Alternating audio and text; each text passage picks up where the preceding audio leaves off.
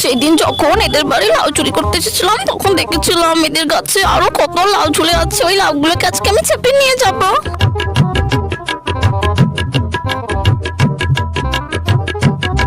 ঘরের মধ্যে কাউকে দেখতে পাচ্ছি না, এই সুযোগে চুরি করে নিয়ে বাবা।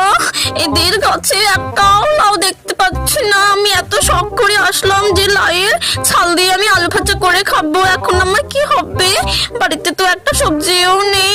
ভালো লাগে না আমার আর। আচ্ছা তাও বা একটা লাউ আছে, তাও ছোট্ট। আমার কি খাবো আর আমার ছেলে মেয়ে বা কি খাবে? তার থেকে থাক, এটা পরে খাবো। কোন রাক্ষসে এই যে লাউগুলো খেয়েছে আমার জন্য একটাও রাখেনি।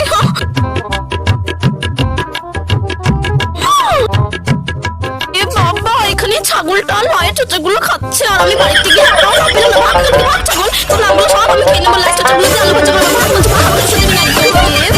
শেষমেশ ছাগলটা